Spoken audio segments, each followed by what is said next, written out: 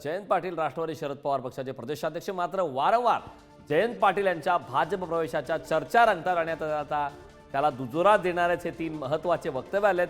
या विधानावरून आता राजकीय वर्तुळात चर्चांना उधाण आलंय आणि याच संदर्भात याआधी भाजपच्या नेत्यांच्या माध्यमातून सुद्धा विविध वक्तव्य करण्यात आली होती। एक महत्त्वाचं खातं जयंतरावांसाठी राखीव ठेवण्यात आलं अशी सुद्धा काही वक्तव्य होते। त्यामुळे आगामी काळात या चर्चांच्या माध्यमातून खरंच जयंत पाटील हे कोणता मोठा निर्णय घेतात का की राष्ट्रवादी शरद पवार पक्षातच ते कायम राहतात हे सुद्धा पाहणं महत्त्वाचं आहे। मात्र ज्या प्रकारचं इन्कमिंग सध्या भारतीय जनता पार्टीमध्ये पाहायला मिळतंय त्या बाबतीत सध्या राजकीय वर्तुळात या जयंत पाटील यांच्या पक्षप्रवेशासंदर्भात शंका उपस्थित केल्या जात आहेत, प्रश्न उपस्थित केले जात आहेत। राष्ट्रवादी शरद पवार पक्षाचे मोठे नेते मात्र जयंत पाटील हे नेमकं दादांचं ऐकत नाहीत असं सुद्धा मुख्यमंत्र्यांचं देवेंद्र फडणवीसांचं ते वक्तव्य होतं। जयंत पाटील हे चुकीच्या वेळी चुकीच्या ठिकाणी असतात असं सुद्धा देवेंद्र फडणवीसांनी म्हटलं आणि त्यानंतर माझी काही गॅरंटी नाही, माझं काही खरं नाही असं सुद्धा जयंत पाटील यांनी म्हटलं आणि त्यामुळे पुन्हा एकदा जयंत पाटील यांच्या भाजप प्रवेशाच्या पक्षप्रवेशाच्या चर्चांमध्ये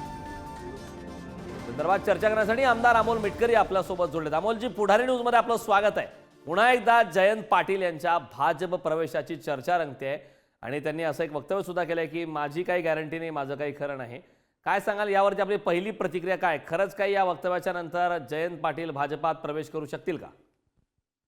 पहिल्यांदा पुढारी न्यूज चॅनलच्या सर्व प्रेक्षकांना होळीच्या शुभेच्छा। धन्यवाद शक्तीपीठाच्या स्टेजवर आझाद मैदानला काल जे जयंत पाटील साहेबांनी भाषण केलं त्यानंतर पत्रकारांनी सुद्धा विधानभवन परिसरामध्ये त्यांना त्याबाबत विचारलं असतं, त्यांनी सांगितलं की मी ते मिश्किलपणे बोललो।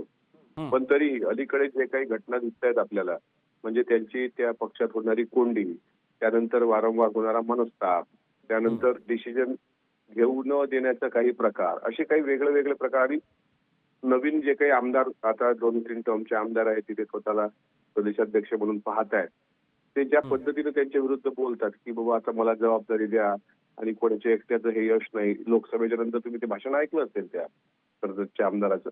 त्याच्यामुळे अशा प्रकारचा मनस्ताप त्यांना तो तिथे सहन करावा लागतोय आणि शेवटी त्या मतदारसंघातल्या लोकांची पण काहीतरी वेगळा निर्णय घ्यावा अशी इच्छा आहे साहेबांनी आणि शेवटी शेवटचा निर्णय ते घेऊ शकतात।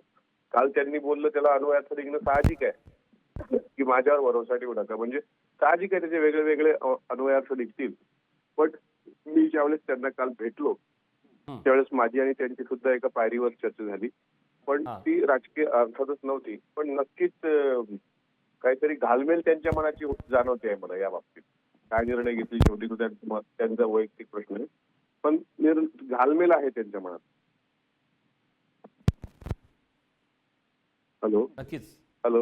नक्की अमोलजी, यामध्ये एक महत्त्वाचा मुद्दा हा सुद्धा आहे की आपण जसं आता म्हणालात की जयंत पाटील यांची पक्षामध्ये खूप मोठ्या प्रमाणात कोंडी होत आहे आणि त्यामुळेच अशा प्रकारचा निर्णय घेण्यात आला। मात्र आता एक अशी सुद्धा चर्चा सुरू आहे की धनंजय मुंडे यांचं जे मंत्रिपद आहे ते सुद्धा आता अजित पवार यांच्याकडे आहे।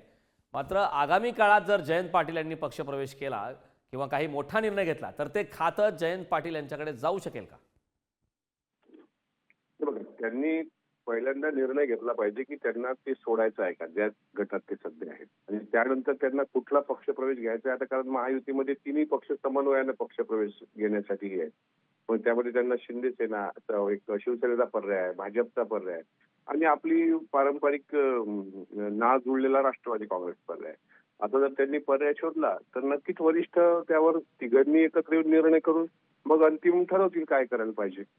पण सध्या ते निर्णय घेण्याच्या मनस्थितीत आहेत का, काही त्यांचं हे होत आहे का, तर नक्कीच त्यांची घालमेल होते एवढं मात्र मी सांगतो। नक्की अमोलजी, खरं तर हा जो निर्णय आहे तो साधारणतः आता अधिवेशनामध्ये तर चर्चा जोर धरली आहे, 3 मोठे वक्तव्य आलेले आहेत। मात्र हा जे निर्णय आहे ते साधारणतः कधीपर्यंत घेऊ शकतात, त्या प्रकारचे काही संकेत आपण त्यावरती काही सांगू शकाल का? नाही, त्याबद्दल मी नाही सांगू शकणार, पण त्यावर तेच बोललेले योग्य राहतील। पण त्याचा मुहूर्त कधी निघणार हे मी सांगू शकत नाही।